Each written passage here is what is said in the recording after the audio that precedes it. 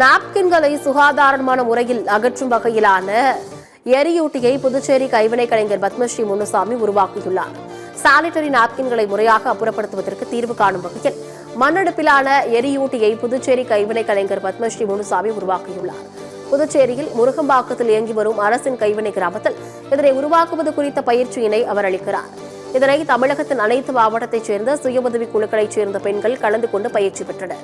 மற்ற மாநிலங்களில் 3000 ரூபாய் வரை விற்பனையாகும் இந்த அடுப்பு புதுச்சேரியில் 450 ரூபாய் செலவில் தயாரிக்கப்படுகிறது. நாப்கினை இலவசமாக அளிக்கும் தமிழக அரசு இந்த அடுப்பை இலவசமாக தர வேண்டும் என தேசிய விருதாளர் பத்மஸ்ரீ முனுசாமி கோரிக்கை விடுத்துள்ளார்.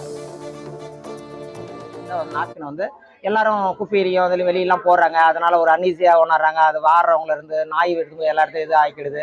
அதெல்லாம் கண்ட்ரோல் பண்ணாம அது மாதிரி இல்லாமல் ஒவ்வொருத்தங்க வீட்லேயும் இந்த அவங்கவுங்க வீட்லேயே அந்த டைமில் இதாக வருது அந்த அடுப்பில் போட்டு அவங்க வீட்டில் கழிவு பொருட்கள் என்னென்னலாம் அந்த பேப்பரு அது இதுன்னு அட்டை இது மாதிரிலாம் பாக்ஸில் வரதெல்லாம் அதை வச்சு எரிச்சு இதை இது பண்ணிடலாம். இந்த மண் பொருளை செய்யும்போது பார்த்தீங்கன்னா அந்த ரத்தத்தினுடைய இது நிறைய கிருவி எல்லாம் அந்த காற்றுல பரவும்.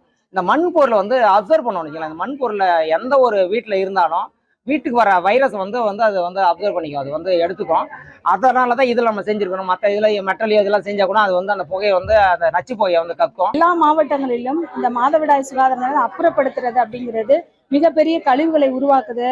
பெரிய லெவல்ல இன்சினேட்டர் மிஷின்ல நம்ம போகும்போது பட்ஜெட் அதிகமாகி அதிக செலவினம் ஏற்படும். எல்லாருக்கும் ஒரு விழிப்புணர்வு மற்றும் இதை பயன்படுத்துவத பெரிய பொருளாதார நடவடிக்கையிலும் இந்த குழுக்களுக்கு ஒரு வருமானம் கிடைக்கிறதுக்கும் ஒரு வாய்ப்பு இருக்கு. எங்களுக்கு முறையா சொல்லி கொடுக்கறது யாருன்னா பத்மஸ்ரீ அவார்ட் வாங்கின முனுசாமி ஐயா தான். எங்களுக்கு மண்பாண்டத்துல எப்படி இந்த சானிடைசரை எரிச்சு எப்படி நம்ம சுற்றுச்சூழலை பாதுகாக்கணும், டிஸ்போஸ் பண்றது எப்படி செய்யணும்ன்றது எங்களுக்கு சொல்லி கொடுத்தாரு.